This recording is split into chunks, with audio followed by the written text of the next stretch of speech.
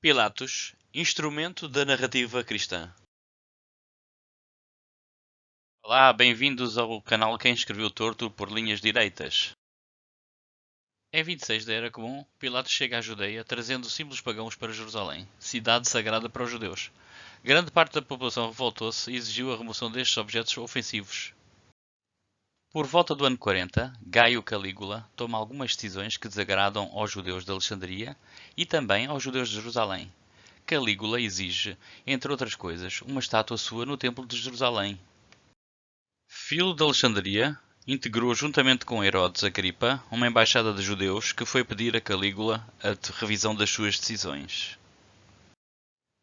No seu relato sobre esta embaixada, Filo de Alexandria referiu Pilatos como um exemplo de mau governante, porque constantemente provocava os judeus com atitudes que desafiavam os seus costumes e religião, e que Pilatos acabava por resolver as subsequentes revoltas com extrema violência. Filo escreveria assim no seu livro Embaixada a Gaio. Com a intenção de aborrecer os judeus, em vez de honrar Tibério, Pilatos colocou escudos dourados no palácio de Herodes, na cidade santa.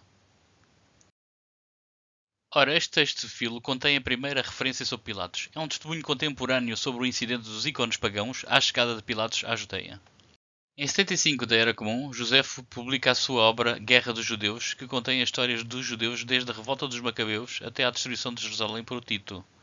Este texto não contém nada sobre Jesus Nazareno, mas fala sobre Pilatos. Josefo escreveu assim sobre o incidente dos ícones pagãos. Ora Pilatos, que foi enviado à Judeia por Tibério, colocou durante a noite insígnias de César em Jerusalém. Isso provocou um grande tumulto entre os judeus que perceberam que suas leis foram pisoteadas, pois essas leis não permitem imagens pagãs na cidade. Um grande número de pessoas foi até Pilatos em Cesareia, para lhe implorar que lhe retirasse aquelas insígnias de Jerusalém e preservasse invioláveis suas leis. Mas, diante da recusa do seu pedido por Pilatos, eles caíram prostrados no chão e continuaram imóveis naquela postura. Pilatos sentou-se em seu tribunal, na praça do mercado, e chamou a si a multidão. Então deu um sinal aos soldados para que cercassem imediatamente os judeus. Pilatos também lhes disse que iriam ser cortados em pedaços se não aceitassem as imagens de César, e deu ordem aos soldados para desembainharem as espadas. Em seguida, os judeus gritaram que preferiam ser degolados do que aceitar a sua lei transgredida.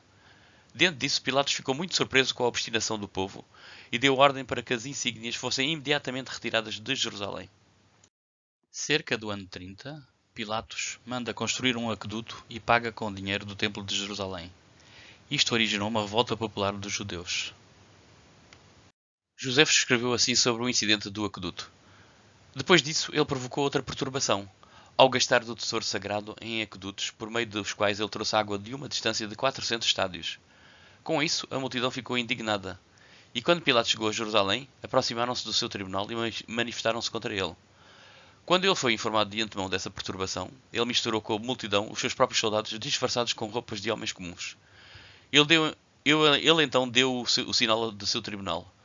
Ora, os judeus foram tão tristemente espancados que muitos deles morreram pelas chicotadas que receberam, e muitos deles morreram pisoteados até à morte por eles mesmos. Por esse meio, a multidão dispersou. Esta obra de Josefo contém dois episódios envolvendo Pilatos.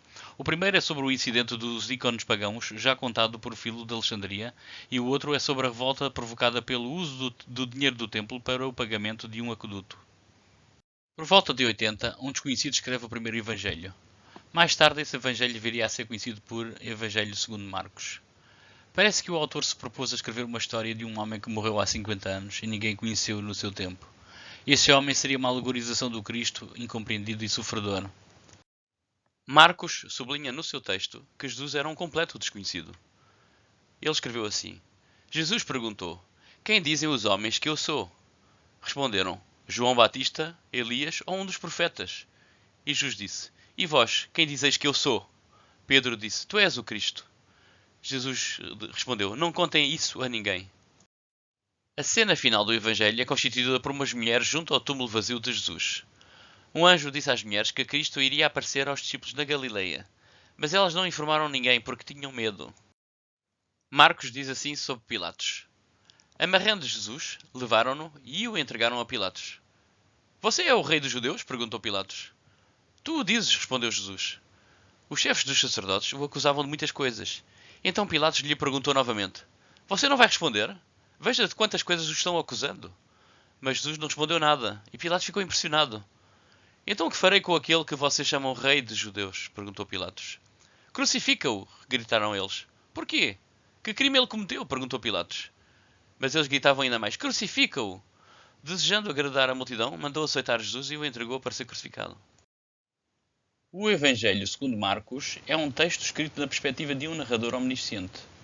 O narrador omnisciente é o narrador em terceira pessoa que sabe tudo sobre a história que conta, inclusive sobre o mundo interior das personagens, revelando os seus pensamentos e emoções mais profundas. Isto é típico de uma obra de ficção.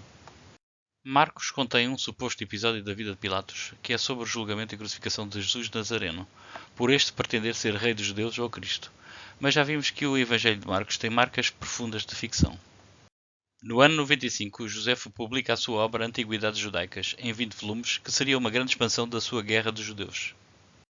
Este texto de Josefo contém 4 episódios sobre Pilatos, 2 já referido em Guerra dos Judeus, um que será uma falsificação, ou, na melhor das hipóteses, Josefo terá tido a narrativa ficcional de Marcos como fonte, e finalmente sobre o incidente com os samaritanos que originou a demissão de Pilatos. Josefo, no livro Antiguidades Judaicas, escreve novamente sobre o incidente do aqueduto. No parágrafo seguinte foi acrescentada uma suposta descrição de Jesus. Por volta deste tempo existiu Jesus, um homem sábio, se é lícito chamá-lo de homem, pois ele fez coisas maravilhosas, um professor de homens que recebiam a verdade com prazer. Ele fez discípulos tanto entre os judeus como entre os gentios. Ele era o Cristo. E quando Pilatos, seguindo a sugestão dos líderes entre nós, condenou-o a ser crucificado, os que o amaram não o esqueceram, porque ele lhes apareceu vivo de novo no terceiro dia, tal como haviam predito os divinos profetas. Estas e milhares de outras coisas maravilhosas a respeito dele. E a tribo dos cristãos, assim chamados por causa dele, não se extinguiu até hoje. Este parágrafo é chamado do testemunho flaviano sobre a historicidade de Jesus. E é, obviamente, uma fraude.